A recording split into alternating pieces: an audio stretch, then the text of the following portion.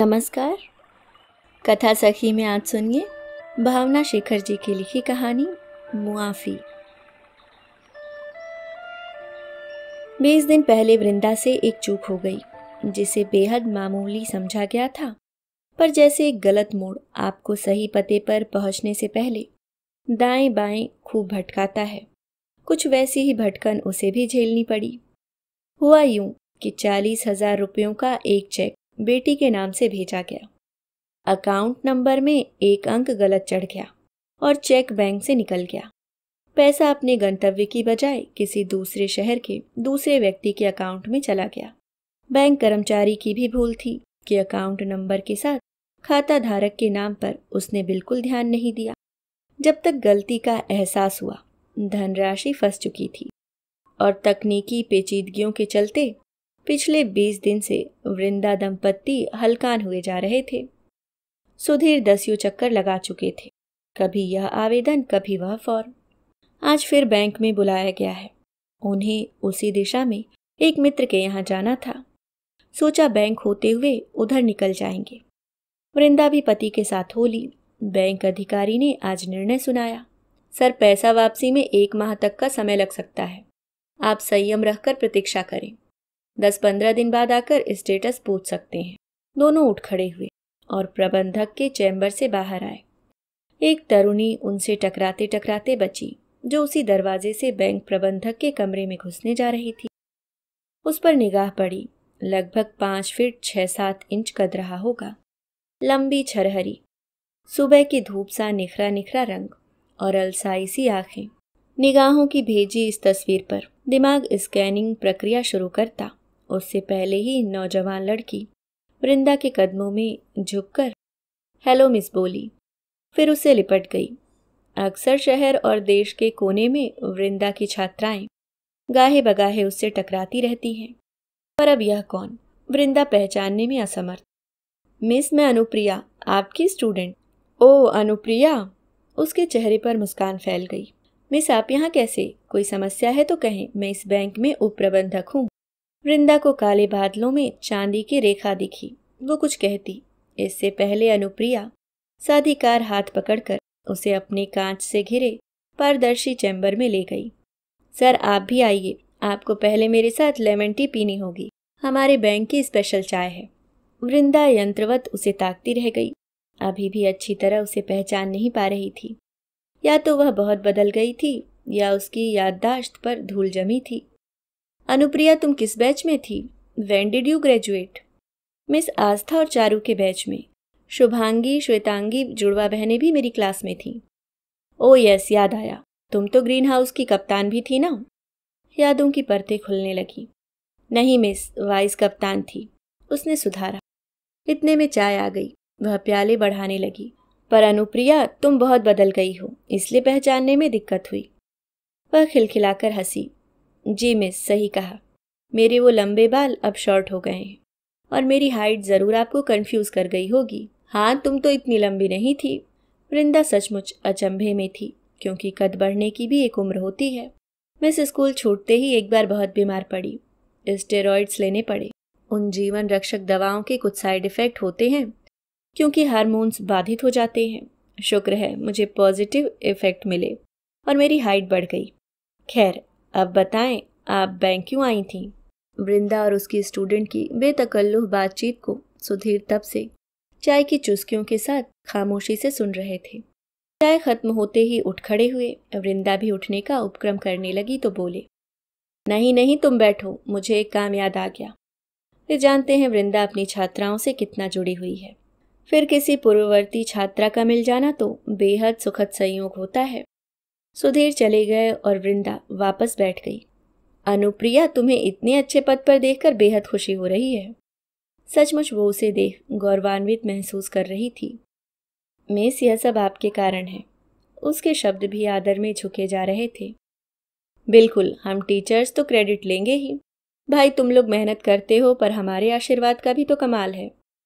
वृंदा ने बात को हंसी की ओर मोड़ दिया। नहीं मिस, मेरी मेहनत किसी काम न आती यदि आप न होती। मेरा भविष्य एक अंधे कुएं में गिर जाता यदि आप मेरी गलती के लिए मुझे माफ न करती। उसकी आवाज़ में बूंद बूंद तरलता टपक रही थी और वृंदा कहीं दूर अतीत में उस तरलता के मायने तलाश रही थी। विस्मृति की धुंध एक झटके से हटी और यादों का सूरज चमकने लगा। 9 बरस पहले का एक दृश्य वर्तमान के मंच पर जीवंत हो उठा। 10वीं कक्षा की प्री बोर्ड परीक्षाएं निकट हैं। सभी शिक्षिकाएं अपना पाठ्यक्रम पूरा कर चुकी थीं। अब गेंद विद्यार्थियों के पाले में है। कुछ बेहद संजीदगी से परीक्षा की तैयारी में जुटी हैं, कुछ अभी भी अपने खिलंदड़ेपन से बाज नहीं आ रही, और कुछ जिंदगी के ट्रैक पर देर से दौड़ शुरू करने वाली अभी भी गफलत में है। क्या पढ़ें क्या न पढ़ें, कैसे कम पढ़कर ज़्यादा अंक बटोरे जाएं। प्रिंसिपल की हिदायत उन्हें डराए जा रही है। प्री बोर्ड में लुढ़के तो बोर्ड परीक्षा में इस साल नहीं भेजा जाएगा। हालांकि टीचर्स जानते थे कि आलसी छात्राओं पर दबाव बनाने के लिए फेंका गया एक जुमला भर है यह। आखिर परीक्षाएं शुरू हुई। दूसरा पेपर कंप्यूटर साइंस का था। वृंदा जिस कमरे में निरीक्षिका थी, वहां 42 परीक्षार्थी बैठे थे।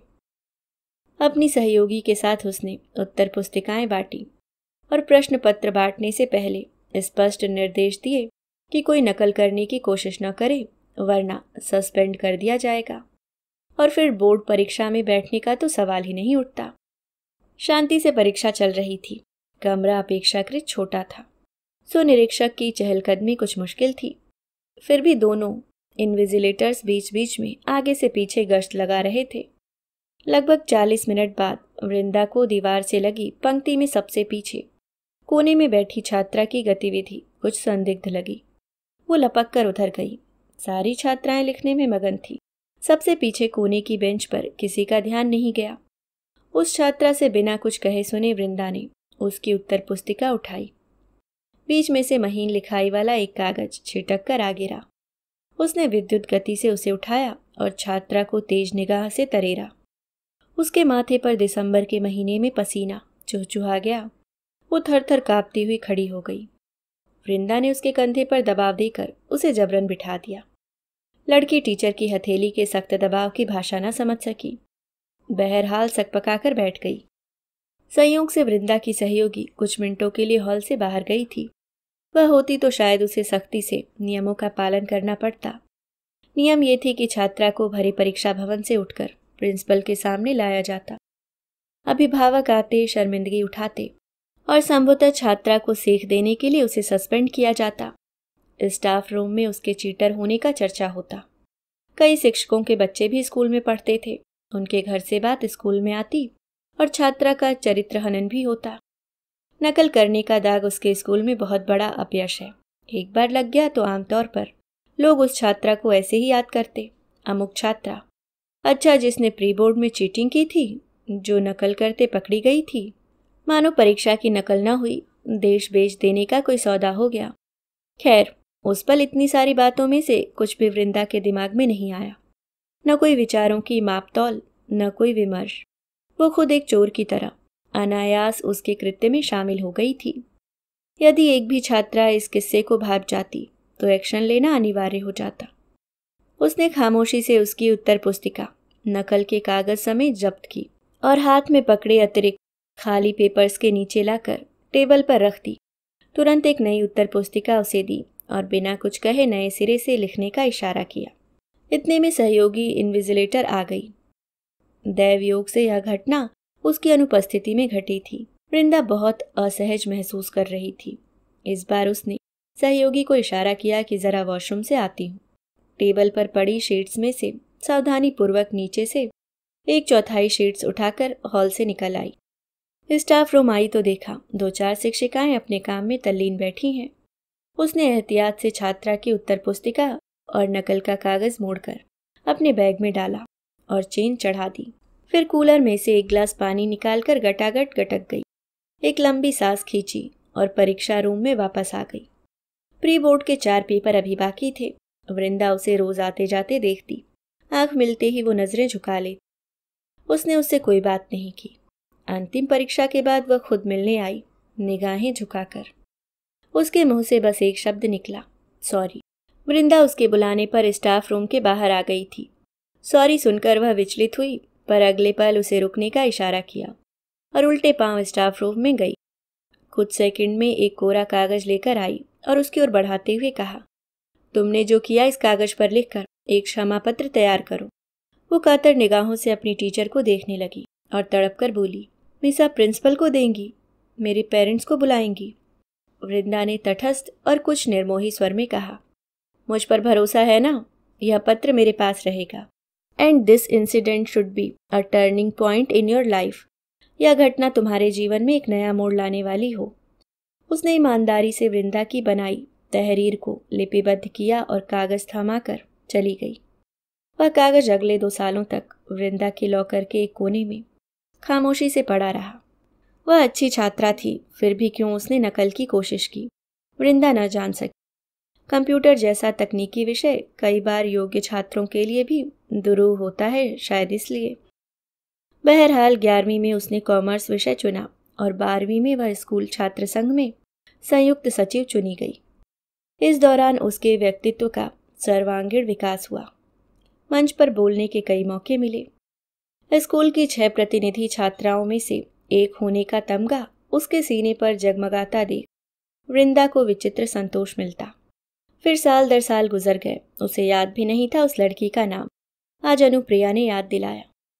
मिस, आप अनुप्रिया को कैसे भूल सकती हैं? उसकी हर सफलता की सीढ़ी आप हैं। मेरी गलती को आपने सारी दुनिया से छिपाया और मेरी जिंदगी बदल दी। उसकी आंखें डबडबा गईं। अनुप्रिया, गलतियों से ही इंसान सीखता है। नहीं मिस, एक के बाद दूसरी और तीसरी गलती करता है वो स्टूडेंट जिसे आप जैसी टीचर नहीं मिलती। मिस, आप मेरा कवच बनी। मेरी बुराई कोई नहीं जान पाया, वरना मैं स्टूडेंट काउंसलिंग में कभी नहीं चुनी जाती। लीडरशिप के सर्टिफिकेट के कारण मुझे इतने बड़े कॉलेज में दाखिला मिला और आज मैं यहाँ। उसका गला रुंध गया। दोनों हाथों से उसने अपनी सजल आंखों को ढांप लिया। कृतज्ञता उसके रोम रोम से फूट रही थी। अनु, इतना इमोशनल नहीं होते बेटा, कहकर वृंदा ने उसका हाथ अपने हाथों में ले लिया। दूसरे हाथ से आंखें पोंछ उसने त्वरित भंगिमा बदली। अच्छा मिस, बताइए आप प्रबंधक के कमरे में क्यों गई थी? जरूर कोई प्रॉब्लम है। वृंदा ने सारी समस्या बताई। उसने समझी, तुरंत चपरासी को बुलाकर फाइल मंगाई। उसे उल्टा पलटा और बोली, मिस डोंट वरी, 1 हफ्ते में पैसा आपके अकाउंट में आ जाएगा। वृंदा हैरानी से उसे देखने लगी। मिस, मैं हूं ना, ये मेरा कार्ड रखिए। अब आपको आने की ज़रूरत नहीं, मैं आपको सूचित करूंगी। हाँ, अपना नंबर मुझे दीजिए। वृंदा ने अपना मोबाइल नंबर दिया और उसे शुभकामनाएं देते हुए उठ खड़ी हुई। बैंक के दरवाजे तक वो छोड़ने आई। एक बार फिर कदमों में झुक गई। वृंदा ने नेह भरा हाथ उसके सर पर फेरा। विदाई के इन्हीं पलों में पतिदेव बैंक के दरवाजे पर प्रकट हुए।